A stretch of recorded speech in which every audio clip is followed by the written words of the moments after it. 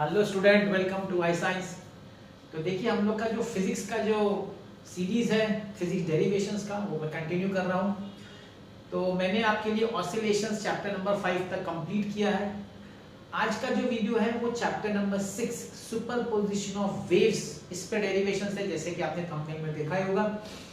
तो हम लोग स्टार्ट करते हैं। स्टार्ट करने से पहले मैं बताना चाहूंगा कि डेरिवेशन का कितना इंपॉर्टेंट है आपके बोर्ड एग्जाम में। सेक्शन सी और सेक्शन डी में ज्यादातर डेरिवेशन ही होता है और न्यूमेरिकल्स होता है, और कभी कभी सेक्शन बी में भी आता है डेरिवेशन का, छोटा वाला हुआ तो ऐसा है कि अगर आपने अच्छी तरह पढ़ लिया इसको तो आपको फुल मार्क्स मिलता है। इसमें मार्क्स कटता नहीं, ऐसा कुछ इंग्लिश के हिसाब से कुछ कटता नहीं है। मेरी कोशिश है कि मैं जितना बोर्ड पे लिखना आप उतना ही लिखिए, आपको एक्स्ट्रा लिखने की जरूरत नहीं है। फिर भी रेफरेंस के लिए मैंने टेक्स्ट बुक का पेज नंबर यहाँ लिख देता हूँ हर डेरिवेशन के सामने, वो आप रेफर भी कर सकते हैं। और जिन लोग को न्यूमेरिकल्स कोई चैप्टर का डिफिकल्ट लगता है वो डेरिवेशन अच्छी तरह प्रैक्टिस करके लिख के आपको प्रैक्टिस करना पड़ेगा। अगर आपने कर लिया तो उसमें आपको फिजिक्स में फुल मार्क्स मिल सकता है। इसका ये भी आपके पास ऑप्शन है। तो मैं चाहूंगा कि आप इसको जरा शेयर करें, लोग अपने फ्रेंड लोग के साथ शेयर करें तो उनको भी इसका फायदा होगा कि नहीं। चलिए चलते हैं। फर्स्ट डेरिवेशन है। फर्स्ट डेरिवेशन बोल रहा है obtain an expression for the amplitude of the resultant wave due to interference of two waves. अभी ये जो डेरिवेशन है इससे मिलता जुलता ऑसिलेशन में एक डेरिवेशन है, जहां पे एक पार्टिकल पे दो एसएचएम साइमल्टेनियसली सुपर इंपोज हो रहे थे। उसी तरह का ये कुछ डेरिवेशन है, इसमें दो वेव है वो सुपर इंपोज हो रहे हैं, ऑलमोस्ट सेम है, लेकिन उसको लोगों ने क्या किया, थोड़ा सा अलग एक्सप्रेस करने में थोड़ा सा अलग तरीके से किया। नहीं तो कुछ है ही नहीं अलग दोनों में देखा जाए तो, लेकिन ठीक है अलग दिखाने के लिए थोड़ा सा उन्होंने अलग दिया है, नहीं तो मेथड सब कुछ सेम है। अभी दो वेव से है कि नहीं। तो मैं देखिए क्या लिख रहा हूं, ध्यान दीजिएगा। मैं बोलता हूं consider two waves of same frequency, ये ध्यान रखिए, of same frequencies but different amplitudes. अभी चाहिए तो मेंशन कर दो amplitudes A1 and A2। let the two waves differ in phase by phi। तो उनके बीच में जो फेज डिफरेंस, सपोज वो दोनों वेव्स में वो फाई का फेज डिफरेंस है, ठीक है। The displacement of each wave at x is equal to 0 is given by। अभी हम लोग क्या करेंगे, दोनों का हम लोग इक्वेशन लिखेंगे, ठीक है ना। इक्वेशन, तो इक्वेशन देखिए क्या लिख रहा हूं, y1 is equal to a1 sin omega t and y2 is equal to a2 sin omega t plus phi. क्या देख रहे हैं, दोनों में ओमेगा सेम है, मतलब फ्रीक्वेंसी सेम है, दोनों का एम्पलीट्यूड अलग अलग है, A1 A2 अलग है, और फाई जो है इधर फाई मतलब दोनों के बीच में फेज डिफरेंस फाई है। अगर हम उसमें ऑसिलेशन में जाएंगे ना तो वहां अलग था, वहां पे क्या था, यहाँ पे स्मॉल A1 A2 था और यहाँ पे phi1 phi2 था। उन्होंने वैसा किया है एक ही चीज, इधर phi1 phi2 कर देंगे तो वही हो जाएगा। पता नहीं क्यों इन लोगों ने इसको थोड़ा सा अलग प्रेजेंट किया हुआ है, ठीक है, थोड़ा अलग दिखाने के लिए किया होगा। अब इसका हमको रिजल्टेंट निकालना है, तो हम बोलेंगे by superposition, by principle of superposition of waves the resultant displacement is y is equal, ये मैं हर एक चीज लिख रहा हूं तो थोड़ा टाइम जाएगा, लेकिन मैं क्यों लिख रहा हूं मालूम है कि आप इतना ही लिखिए, फिर आपको फिर और कोई बुक देखने की जरूरत नहीं पड़ेगी, है कि नहीं। तो y is equal to y1 plus y2 which is equal to, अभी यहां भी मैं लिख देता हूं at x is equal to 0, क्योंकि वही लिया तो यहां भी लिख दिया। अच्छा, तो y1 आपका कितना है, a1 sin omega t plus a2 sin omega t plus phi. a1 sin omega t plus a2, अब इस पे sin ऑफ a प्लस b का फॉर्मूला अप्लाई होगा, sin a cos b plus cos a sin b। तो यहाँ हो जाएगा sine omega t sine a cos b cos phi plus cos omega t sine phi. Let's open the bracket. A1 sin omega t plus A2 sin omega t cos phi plus A2 cos omega t sin phi. अब sin omega t का एक पूरा वो बना दीजिए A1 plus A2 cos phi into omega t into sin omega t into sin omega t plus cos omega t का एक ही term है A2 sin phi into cos omega t. ये उस आप अगर ऑसिलेशन का डेरिवेशन देखेंगे उसमें वही था. sin ओमेगा t को अलग किया था cos. वहां पे हमने r डेल्टा लिया था, r cos delta r sin delta. यहाँ पे टेक्सचुअल अलग लिया, हम भी अलग ले लेते हैं ना. हम लोग बोलेंगे लेट ये जो पार्ट है ना A1 plus A2 cos phi इसको लिया गया A cos थीटा. ठीक है, इसको थीटा. और ये जो पार्ट है ना ये वाला एंड A2 sin phi इसको ले लिया गया A sin थीटा. sin है तो sin, cos है तो cos. ठीक है, सब्स्टिट्यूट करिए. Therefore y is equal to इसकी जगह पे आएगा A cos theta sin omega t plus इसकी जगह पे आएगा A sin theta cos omega t. ये तो कॉमन है. ठीक, अंदर क्या बचा, मैंने पहले साइन लिखता हूं, पद क्यों देखिए क्यों साइन लिख रहा हूं. sin omega t cos theta plus cos omega t sin theta. मैं जरा उसको फॉर्मूला के फॉर्म में आपके सामने प्रेजेंट करना चाहता हूं. ये sin है cos b plus cos a sin b. तो ध्यान देना फॉर्मूला क्या है, sin ऑफ a plus b that is omega t plus theta. ये आपका है इक्वेशन. ये आंसर नहीं है, ये आंसर नहीं है, लेकिन एक इक्वेशन आया. ये कौन सा इक्वेशन है, इसको आप बोल सकते हैं this is the equation of resultant displacement of wave, है ना, with A as amplitude and theta as initial phase and theta as initial phase. ये आपका रिजल्टेंट है, रिजल्टेंट डिस्प्लेसमेंट का फॉर्मूला है. डेरिवेशन किसका पूछा, डेरिवेशन एम्पलीट्यूड का पूछा है, मतलब A का फॉर्मूला लाने का. A का अब देखिए कैसा है, यहां देख रहे हैं आप, ये दोनों ध्यान देखिए क्या करते हैं. मैं इसको स्क्वायरिंग और एडिंग करता हूं. इसको मैं अगर 1 लिखूं, मैं लिखता हूं फ्रॉम 1. क्या करता हूं देखिए, इसको a square cos square theta plus इसको भी स्क्वायर करूं a square sin square theta is equal to इसका ये पार्ट स्क्वायर हो जाएगा a1 plus a2 cos phi whole square plus ये भी स्क्वायर हो जाएगा a2 sin phi the whole square. इसमें a square common, cos square theta plus sin square theta is equal to a plus b the whole square का formula apply करेंगे. a1 square plus 2a1 a2 cos phi plus a2 square cos square phi plus इसका a2 square sin square phi. इसका 1 हो गया, a square into 1 is equal to a1 square plus 2a1 a2 cos phi plus इसमें से a2 square common cos square phi plus sin square phi. Therefore a square is equal to a1 square plus 2a1 a2 cos phi plus a2 square, this is 1. और ये भाई आपका amplitude आ गया a1 square root plus a2 square पहले लिख दो a2 square plus 2a1 a2 cos phi. This is the derivation, resultant amplitude. ये same चीज इसमें था, किसमें ऑसिलेशन, लेकिन वहां क्या था ना, वहां पे phi1 phi2 था ना, तो यहाँ पे आया था cos phi1 minus phi2. यहाँ पे इनिशियल phi 0 है, इसलिए phi minus 0 phi रहेगा, इसलिए phi आया. बस यही फर्क है, नहीं तो सेम है। वो थोड़ा लेंथी हो गया था क्योंकि उसमें क्या था पता है, उसमें इसका भी स्क्वायर करना था, मतलब जैसे कि यहाँ पे फॉर्मूला आता है sin a प्लस बी, तो यहाँ भी अप्लाई करना पड़ा था sin a प्लस बी, तो बड़ा लंबा लेंथी हो गया था, तो उतना सा थोड़ा लेंथी जो है ना उन्होंने थोड़ा शॉर्ट कर दिया उसको, और कुछ नहीं। ये पहला वाला है।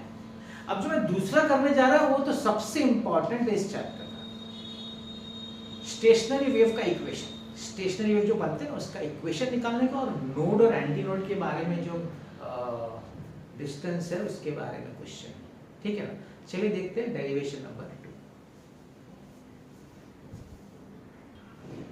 तो जैसे कि मैं कह रहा हूं, ये डेरिवेशन इस चैप्टर का सबसे, एक और है, ये तो इंपॉर्टेंट है, एक बीच वाला भी है। बीच तो इससे भी ज्यादा इंपॉर्टेंट है, लेकिन ये भी इंपॉर्टेंट है। क्या बोलता है, derive an expression for equation of stationary wave on a stretch string, show that the distance between two successive nodes or antinodes is lambda by 2। अब स्ट्रेच स्ट्रिंग है, एक तो ये बात है, और स्टेशनरी वेव समझते ना कैसे बनता है। एक प्रोग्रेसिव वेव ऐसा आ रहा है, दूसरा प्रोग्रेसिव ऐसा आ रहा है, दो प्रोग्रेसिव ऑपोजिट डायरेक्शन में आ रहे हैं, इंटरफियर करते हैं, और बाउंड्री कंडीशन के अंदर फिर वो बन जाते हैं स्टेशनरी वेव, मतलब वो फिक्स हो जाते हैं, कहीं फिर आगे ऊंची से जा नहीं पाते, फिक्स हो जाते हैं। तो स्टार्टिंग में तो दोनों प्रोग्रेसिव है, स्टार्टिंग में दोनों प्रोग्रेसिव है। अच्छा, अगर आपको अच्छा स्टेशनरी वेव देखना है तो उनका एम्पलीट्यूड सेम होना चाहिए, उनका वेवलेंथ सेम होना चाहिए, जरूरी है, और वो लोग ऑपोजिट डायरेक्शन में मूव करना चाहिए, तभी आपको अच्छा सा स्टेशनरी वेव देखने को मिलेगा। तो वो मैं लिख देता हूँ, देखिए मैं क्या लिख रहा हूँ। Consider two harmonic progressive waves, two harmonic progressive waves of equal amplitude A and wavelength lambda, है ना।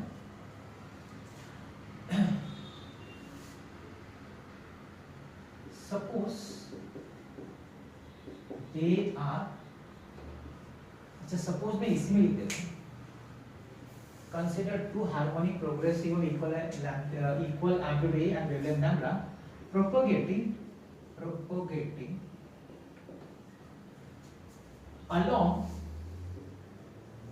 along uniform string, क्योंकि स्ट्रिंग की बात हो रही है ना, स्ट्रिंग की बात, long uniform string in opposite directions। तो दो opposite direction से वो लोग आ रहे हैं, ध्यान रखिएगा, एम्पलीट्यूड सेम है, वेवलेंथ सेम है, opposite direction से तो प्रोग्रेसिव वेव बोलना बहुत जरूरी है, ठीक है।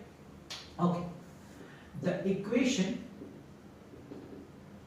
Of wave travelling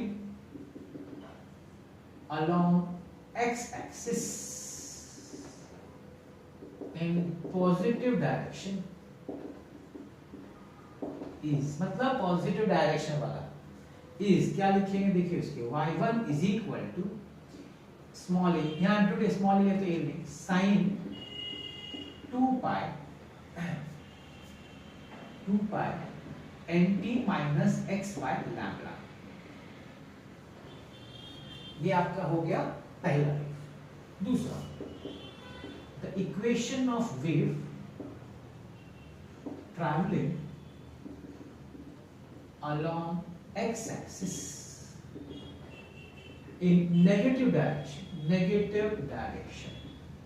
is y2 is equal to a sin 2 pi nt minus नहीं आएगा, प्लस आएगा, ठीक है। ये इसी फर्क है, पॉजिटिव एक्स डायरेक्शन में माइनस लेते हैं और नेगेटिव एक्स डायरेक्शन में प्लस लेते हैं, इतना ही फर्क है, और सब तो सेम है। अब हम इसका रिजल्टेंट निकालेंगे।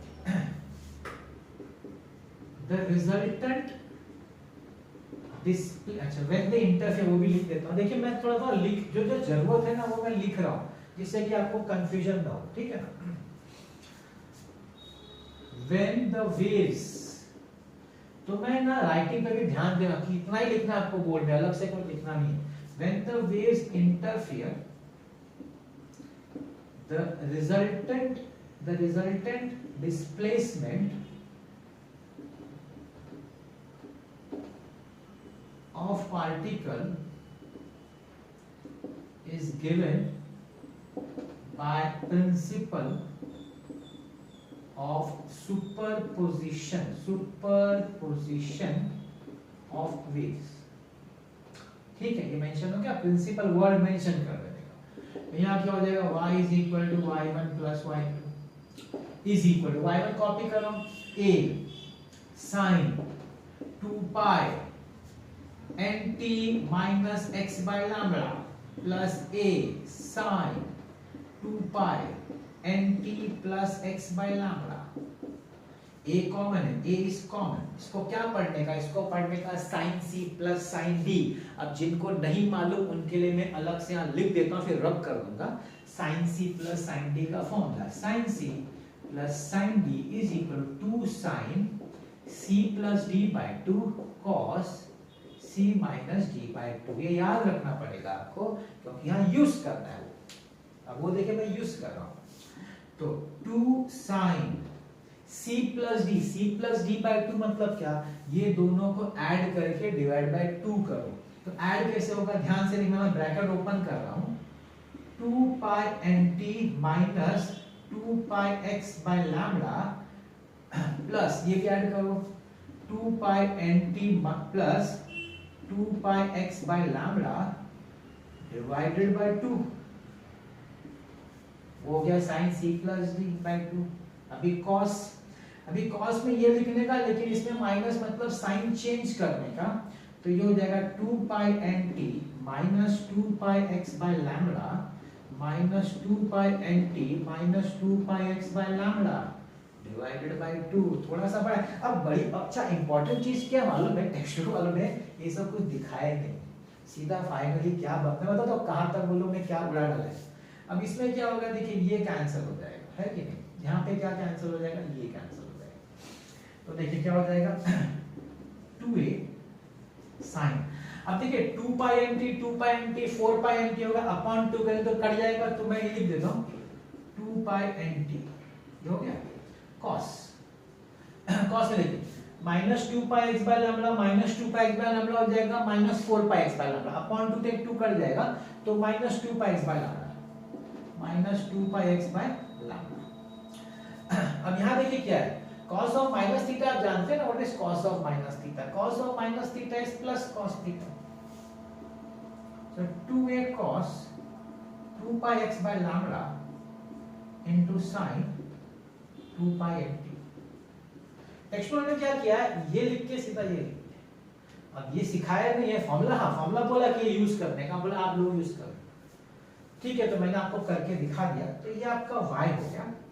अब इसको क्या करते हैं पता है, हम लोग का देखिए y कैसा रहता है, इधर एम्पलीट्यूड ना a होता है, तो हम इसको a से डिनोट कर देते हैं। मैं ये रब कर रहा हूं, ध्यान देगा, मैं ये पार्ट रब देता हूं।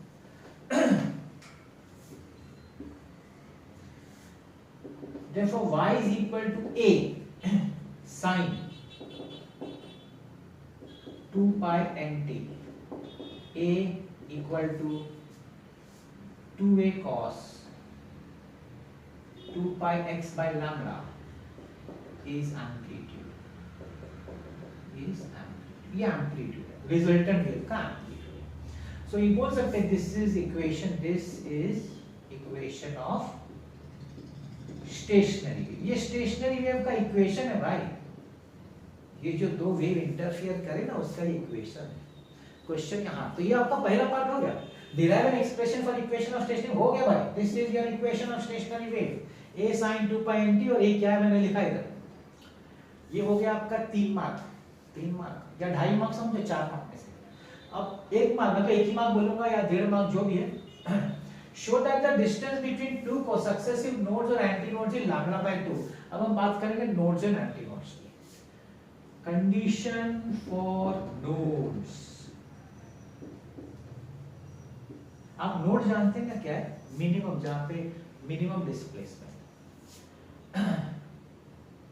Nodes are points of minimum displacement, that is amplitude amplitude is 0, मतलब a is equal to 0, amplitude 0 होना चाहिए। तो एम्पलीट्यूड क्या अपना 2a cos 2 pi x by lambda is equal to 0, ठीक। तो यहाँ क्या हो जाएगा, ये सब वहां चला जाएगा, तो ये हो जाएगा therefore cos 2 pi x by lambda is equal to 0। अब cos कब 0 होता है, 2 pi x by lambda is equal to pi by 2 पे 0 होता है, 3 pi by 2 पे 0 होता है, 5 pi by 2 पे 0 होता है, सो ऑन, ठीक है ना। आगे बढ़ते हैं। therefore अब यहाँ से सबका पाई तो कट जाएगा, सबका पाई कट जाएगा। अब सब में लैम्डा ऊपर जाएगा, सब में 2 नीचे मल्टीप्लाई, ध्यान दीजिए मैं क्या बोल रहा हूँ, सबका पाई कटता जाएगा, सब में ऊपर ऊपर लैम्डा आएगा, सब में नीचे नीचे 2 आएगा, तो क्या हो जाएगा x is equal to lambda by 4, 3 lambda by 4, 5 lambda by 4 and so on. Therefore अब मैं डिफरेंस निकालता हूं दो कॉन्सेक्यूटिव का, therefore 3 lambda by 4 minus lambda by 4, 3 minus 1 is 2 lambda by 4 is equal to lambda by 2। अब ये difference क्या है, this is distance between two consecutive nodes, तो लिखता हूं देयरफॉर डिस्टेंस, जगह का जरा प्रॉब्लम है, जरा एडजस्ट करिएगा, distance between two consecutive nodes is equal to lambda by 2। ये मैंने आपको distance between two consecutive nodes का कंप्लीट किया है कि नहीं। That is condition for nodes. Now we come to condition for antinodes. Condition for antinodes. Antinodes का points क्या है? Points of maximum displacement. Maximum displacement. मतलब a is equal to plus minus 2a। देखो दो एम्पलीट्यूड है ना, एक wave का ये जो है ना 2a, वो प्लस माइनस 2, प्लस माइनस 2 क्या होता है, ऊपर का भी 2a, नीचे का बीम पोजीशन से ऊपर भी प्लस 2a और नीचे होगा तो माइनस 2a समझने का, इसमें प्लस माइनस 2 लेते हैं। एक कॉपी कर रहा हूं ये वाला, सो 2a cos 2 pi x by lambda is equal to plus minus 2a, तो दोनों साइड का 2a cut, cos 2 pi x by lambda is equal to plus minus 1। अभी cos 1 plus minus 1 कब कहते हैं, pi 2 pi 3 pi 4 pi, therefore 2 pi x by lambda is equal to pi 2 pi 3 pi and so on। अब देखिए सबका पाई कटेगा, जैसे यहाँ कटा, सबको लैम्डा ऊपर मिलेगा, 2 नीचे आएगा, क्या हो जाएगा x is equal to lambda by 2। दूसरा क्या हो जाएगा, लैम्डा ऊपर गया, नीचे 2 है, लेकिन इसका तो 2 कट जाएगा, तो सिर्फ लैम्डा, इसका क्या होगा 3 lambda by 2 and so on. चलो इसका भी डिफरेंस निकाल लो, difference. So therefore lambda minus lambda by 2 is lambda by 2। What is this? This is the distance between two consecutive antinodes. Therefore distance between two consecutive antinodes is equal to lambda by 2। तो proof हो गया भाई, दो node हो या दो antinode हो, उनके बीच का जो डिफरेंस है, डिस्टेंस है, दैट इज लैम्डा बाय 2। हो गया यार, कोई इतना ही लिखना चाहना, मैंने आपको पूरा लिख के दिया हुआ है। वो सब मैं अगर ये सब नहीं लिखता शॉर्ट में भी उड़ा सकता था, ये जो थियरी पार्ट में ओवरऑल बोलता, लेकिन नहीं, मैं चाहता हूँ कि आप इतना ही लिखो, आप कहीं और देखो ही मत, बुक में लिखने की जरूरत ही नहीं, इतना याद रखो, इतना लिखो, फुल 4 मार्क होगा, है कि नहीं। तो ये था हमारा stationery waves, that is derivation number 2। चलते हैं डेरिवेशन नंबर 3। सो आपके सामने देखिए थर्ड डेरिवेशन है, पूछा तो नहीं एग्जाम में, लेकिन अलग तरीके से पूछा है, लेकिन फिर भी ये क्वेश्चन देख लीजिए। Show that only odd harmonics are present in vibration of air column in a pipe closed at one end. तो ये आपका देखिए पाइप है, तो मैं लिख रहा हूँ, पहले लिख देता हूँ क्या है, 3 मोड दिखा है, इसको मैं ए लिखता हूँ, इसको बी लिखता हूँ, इसको सी लिखता हूँ। मैं बोलता हूँ consider a long cylindrical tube of length L, ठीक है ना, closed at one end, closed at one end, एक end पे close है, so it consists of air column, ठीक है ना, it consists of air column with one rigid boundary। Rigid boundary का मतलब है कि एंड क्लोज्ड है, एक एंड क्लोज्ड है, एक एंड ओपन है। अब यहाँ पे क्या बोला है, ऑड हार्मोनिक, क्या होता है मालूम है कि ये जो बाउंड्री कंडीशंस और किस तरह से वाइब्रेशन होता है उसकी वजह से आपको अलग अलग मोड ऑफ वाइब्रेशन मिलता है। हम लोग जैसे बोलते हैं पहले मोड को फंडामेंटल बोलते हैं, फिर उसके बाद वाले को फर्स्ट ओवरटोन बोलते हैं, फिर सेकंड ओवरटोन बोलते हैं। ऐसे अलग अलग मोड्स ऑफ वाइब्रेशन देखने को मिलता है।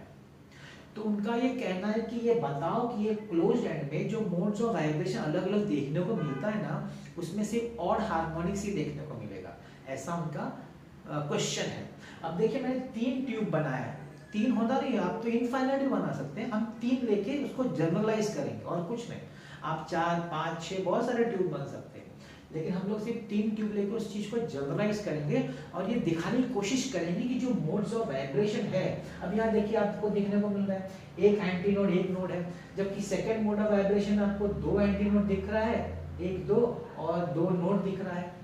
तीसरे में आपको 1 2 3 एंटी नोड दिख रहा है और 1 2 3 नोड्स दिख रहा है कि नहीं? तो इसको बोलते हैं अलग अलग मोड ऑफ वाइब्रेशन। अब वो कैसे स्टार्ट होता है? स्टार्ट होता है एक वाइब्रेटिंग ट्यूनिंग फॉर्क रख के।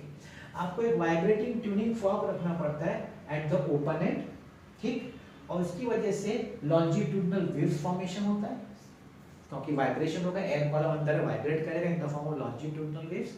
ओपन एंड पे आपको एंटी नोड ही मिलेगा हर बार, और क्लोज एंड पे हमेशा नोड ही मिलेगा, दैट इज फिक्स, उसमें कोई बदलाव नहीं होगा। एक और चीज ध्यान से देखिए, आपका लेंथ जो L है ना, वो ट्यूब का लेंथ L है, लेकिन एयर कॉलम का लेंथ L नहीं है। एयर कॉलम का लेंथ कैपिटल L है, वो भी मैं लिख देता हूं इधर। It consist of air column with one rigid boundary whose length is L। Length is L, याद रखिए, where L आप बोल सकते हैं is equal to L plus E। अभी इस पे ज्यादा डिस्कशन नहीं करना है। क्या होता है ना, एंटीनोड जो फॉर्म होता है वो बाउंड्री, जो ओपन बाउंड्री से थोड़ा ऊपर बनता है, उसको बोलते हैं and correction, that is small e. लेकिन उसको ज्यादा इतना इंपॉर्टेंट इस डेरिवेशन में देने की जरूरत नहीं है, सिर्फ मैं बताने के लिए लिखा। हम लोग तो हर बार एल ही लिखेंगे, यहाँ पे लिख देता हूँ ई इज एंड करेक्शन, बस एक बार लिखा, इसको बार बार लिखने की जरूरत नहीं, एक बार बता दिया एग्जामिनर को हमने कि उनको पता है कि कैपिटल क्या एल क्या है और स्मॉल एल क्या है। स्मॉल एल जो है वो ट्यूब का लेंथ है, जबकि कैपिटल पूरा एयर कॉलम का लेंथ है, एयर कॉलम। और एयर कॉलम में थोड़ा ऊपर तक जाता है, एंटीनोड थोड़ा ऊपर तक जाता है, वो जो एक्स्ट्रा ऊपर जाता है वही एंड करेक्शन ई है। तो हम लोग एल यूज करेंगे, कैपिटल एल हमारे फॉर्मूला में, स्मॉल एल यूज नहीं करेंगे, वो एक बार मेंशन कर दिया बस, ठीक है। अब हम लोग स्टार्ट करते हैं, हम लोग बोलेंगे consider a vibrating tuning fork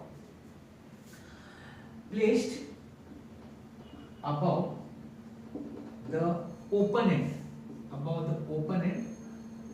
of the tube, ठीक है ना। Open end of the tube पे वाइब्रेटिंग ट्यूनिंग फॉर्क का काम क्या होगा, वेव्स विल बी जनरेटेड, है ना। The air column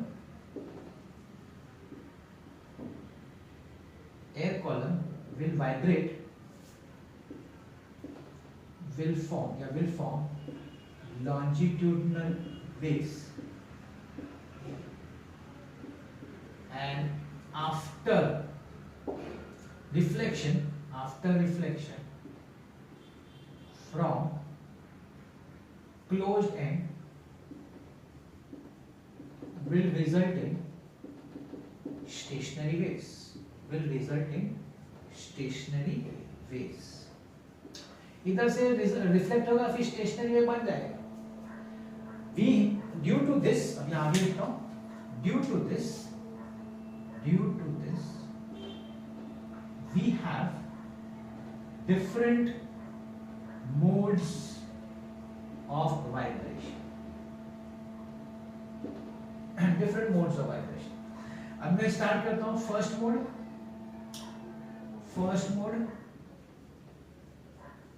जिसको हम लोग बोलते हैं fundamental frequency, this is also called as fundamental frequency. मैं लिख देता हूं ब्रैकेट में, फंडामेंटल फ्रीक्वेंसी, ठीक है। ध्यान से देखिए क्या है, फर्स्ट मोड, ये first mode if n is the frequency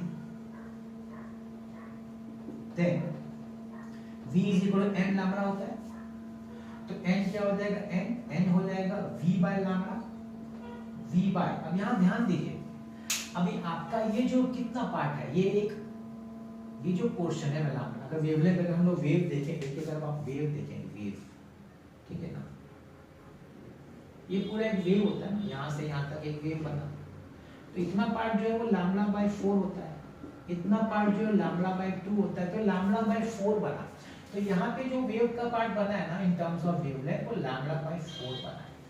If n is the frequency, then v is equal to n lambda, when lambda is the wavelength. तो n is equal lambda by 4, तो lambda क्या लिख सकते हैं, cross multiply करेंगे तो हम लोग लिख सकते हैं v by 4l, that is equation number 1। ये हमारा हो गया frequency of the first mode, इसको हम लोग फर्स्ट हार्मोनिक बोलते हैं, this is called first harmonic. मैं यहाँ लिख देता हूँ नीचे, this is called first harmonic, ठीक है। आगे बढ़ते हैं, अभी हम जाते हैं सेकेंड मोड। सेकेंड मोड को बोलते हैं first overtone, it is called as first overtone, ठीक। अब सेकेंड मोड में क्या होगा, अभी n1 frequency, if n1 is the frequency and lambda 1 is the wavelength, then अब देखिए इधर आ जाइए, इधर लेंथ कितना होगा बताइए, l का, इधर कितना होगा, ये नोड से एंटी नोड लैम्बडा बाय 4, तो ये हो जाएगा 3 लैम्बडा बाय 4, अभी लैम्बडा 1 है इसलिए 3 लैम्बडा 1 बाय 4, देन तो ये मैं लिख रहा हूं, then n1 is equal to v by lambda 1 is equal to v by, now what is lambda 1, cross multiply करिए 4l बाय 3, 3 ऊपर चला जाएगा, therefore n1 is equal to 3 times v by 4l, which is equal to 3 times, ये n है, so 3 times n, this is first harmonic, इसको बोलते हैं first harmonic, n1 is the first harmonic। अब हम जाते हैं थर्ड, नहीं सेकेंड मोड हो गया, जाते हैं थर्ड मोड, इसको हम लोग बोलेंगे सेकेंड ओवरटोन, ठीक है, सेकेंड ओवरटोन। अब सेकेंड ओवरटोन में यहाँ जाइए, यहाँ पे देखिए ध्यान से, कितना है आपका lambda by 4, lambda by 4, lambda by 4, lambda by 4, 5 बार लैम्बडा 2 बाय 4, चेंज हो जाएगा। मैं लिखता हूँ, if n2 is the frequency, and lambda 2 is the wavelength, then n2 is equal to, ये लिखने का v by lambda 2 is equal to v by, तो lambda 2 क्या लिखोगे, ऊपर क्रॉस है 4l upon 5, ध्यान देते जाइएगा, therefore n2 is equal to 5r v by 4l, which is equal to 5n, this is 5 times, sorry, this is first harmonic, it is third harmonic, I'm sorry, this is third harmonic, यहाँ पे हम लोग का first harmonic था, third क्यों लिखा मतलब मैंने, क्योंकि 3 टाइम्स है, अब ये 5 टाइम्स है ना, फिफ्थ लिखना पड़ेगा, this is fifth harmonic. Fundamental frequency जो होती है फर्स्ट हार्मोनिक होती है, और फंडामेंटल फ्रीक्वेंसी के आगे जो नंबर होगा वो हार्मोनिक नंबर, 3 है तो थर्ड हार्मोनिक, 5 है तो फिफ्थ हार्मोनिक, है कि नहीं। अब इसको जनरलाइज करते हैं, 3 कर लेना भी generalising, the modes of vibrations are क्या क्या modes of vibration, n है पहला, फिर 3n है, फिर 5n है एंड सो ऑन। तो इससे क्या पता चलता है, n 5n 3n 5n, मतलब क्या पता चलता है, therefore only odd harmonics are present। हो गया, खत्म हो गया। This is air column in a closed pipe, इतना ही सही लिखना है, ये थोड़ा सा एक्सप्लेनेशन पार्ट है वो लिखना है, नहीं तो ये थोड़ा इजी है, ये रिपीट ही हो जाता है। देखना ये लिखा वही फॉर्मूला वापस, सिर्फ लैम्बडा आपका चेंज होता जाता है, उसके हिसाब से 3 5 आता है और फिर हम लोग बोल सकते हैं कि सिर्फ 1 3 5 है, इसलिए से ओनली ऑड हार्मोनिक्स है। ठीक है। अभी इससे दूसरा एक क्वेश्चन कैसा हो सकता है पता है कि ओपन पाइप, ओपन मतलब नीचे से भी ओपन है, इधर क्लोज है ना, नीचे भी ओपन है। अब नीचे भी ओपन है तो नीचे फिर नोड नहीं बनेगा, नीचे एंटी नोड बनेगा। अब उसकी वजह से क्या चेंज होगा वो हम देखते हैं डेरिवेशन नंबर 4। ओके चलिए देख लेते हैं ये क्वेश्चन डेरिवेशन नंबर 4 थोड़ा लेंथी होता जा रहा है फिर भी। अब मैं थोड़ा सा पहले से लिख दिया है क्योंकि उतना टाइम बचेगा। अब यहाँ पे देखिए चेंजेस क्या हो गया, पाइप इसके पहले डेरिवेशन में एक पाइप एक एंड पे क्लोज था ना, यहाँ पे दोनों एंड पे ओपन पाइप है, ऊपर नीचे दोनों तरफ से खुला है, तो ऊपर भी एंटी नोड बनेगा नीचे भी एंटी नोड बनेगा। अच्छा अब ये एंटी नोड जो बनेगा वो बाउंड्री एज पे तो नहीं बनेगा, थोड़ा ऊपर बनेगा, इधर भी एज से थोड़ा नीचे बनेगा। इसलिए अगर पाइप का लेंथ L है तो एयर कॉलम का लेंथ जो कैपिटल L होगा वो L+2 ही होगा। क्यों? क्योंकि ऊपर का भी E ऐड करना है, नीचे का भी E ऐड करना है, तो E+E 2E ये मेंशन करने का, ये यूज नहीं करते, ये तो सम्स में यूज है, लेकिन यहाँ लिख देने का एक बार कि एग्जामिनर को पता चले कि आपको पता है। ये फर्क है इसमें, क्लोज्ड एंड में स्मॉल l+E था और ओपन दोनों ओपन एंड में L+2 है। और वही है ट्यूनिंग फॉर्क लाने का, इसके साथ रखने का। अलग अलग मोड्स है, हम लोग 3 ही लेते हैं, ऐसे तो बहुत मोड्स होते हैं, हम 3 ही लेते हैं। हम लोग पहला चालू करते हैं फर्स्ट मोड। फर्स्ट मोड पता ना क्या बोलते हैं इसको, बोलते हैं फंडामेंटल फ्रीक्वेंसी, फंडामेंटल फ्रीक्वेंसी वाला मोड है। इसको क्या बोलेंगे, late n be the frequency, let n be the frequency and lambda be the wavelength, lambda be the wavelength। ठीक है ना। since v is equal to n lambda therefore n is equal to v by lambda। अब यहाँ आ जाइए, अब मुझे बताइए इधर एक एंटीनोड और एक नोड के बीच में होता है लैम्बडा बाय 4 और एक एंटीनोड और एक एंटीनोड के बीच में कितना होता है, लैम्बडा बाय 2 होता है। तो ये हो जाएगा लैम्बडा बाय 2, तो लैम्बडा कितना होगा 2l है ना, तो यहाँ हो जाएगा v/2l, therefore n is equal to v/2l। this is 1, this is first harmonic. याद रखिएगा भाई, ये आपका फर्स्ट हार्मोनिक, जो आपका फंडामेंटल फ्रीक्वेंसी होता है वो होता है first harmonic. This is the first mode of vibration. अब हम जाते हैं सेकंड मोड,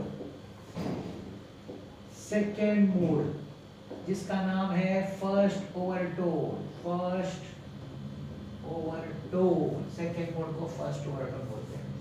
अब इसका frequency, if n1 is the frequency and λ1 is the wavelength, ठीक है, then n1 is equal to, formula यही होगा v बाय λ1 होगा, बस v बाय λ1। चलिए λ1 यहाँ पे देखिए, यहाँ पे λ1 है, क्या आपको दिख रहा है, यहाँ पे आपका है λ/2, एंटीनोड से एंटीनोड λ/2 और एक और λ/2, 2 λ/2। मैं इधर लिखता हूँ 2 λ/2। आप बोलेंगे 2 कट करो, मत करो कट, मैं बताता हूँ क्यों, देखो क्या फायदा होगा।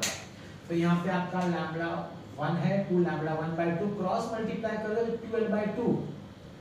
बड़ा इंटरेस्टिंग लग रहा है कि भाई 2 आपने कट क्यों नहीं किया, 12/2 कट क्यों नहीं किया, बताता हूँ क्यों नहीं कट किया।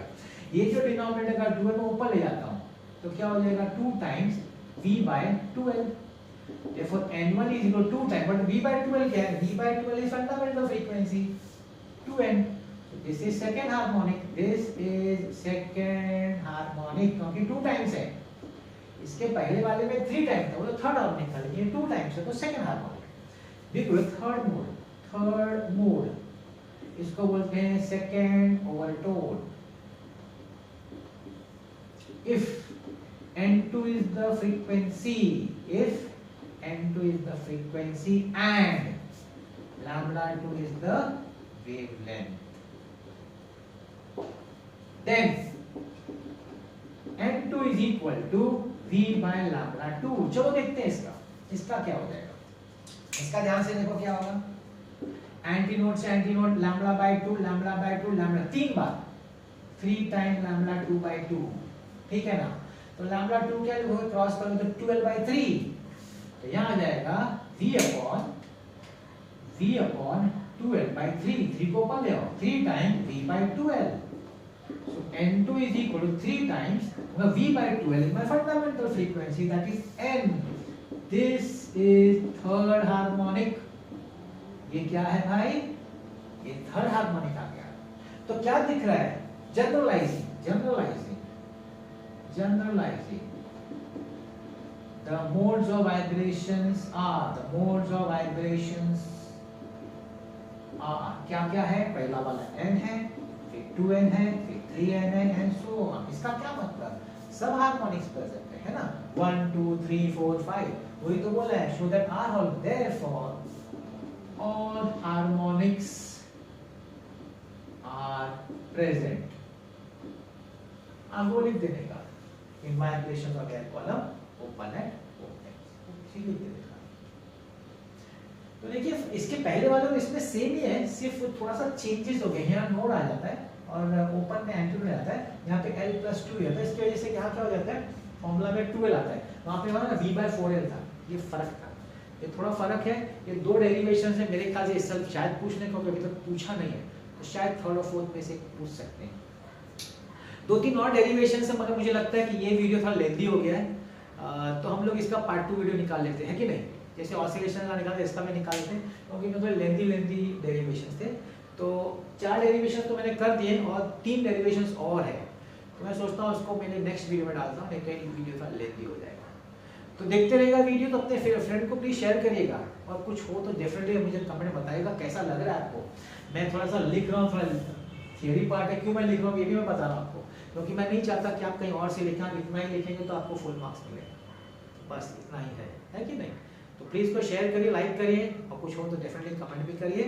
लाता हूँ आपका नेक्स्ट वीडियो इसी पे, सुपरपोजिशन ऑफ वेव्स पे. ठीक है? Thank you very much.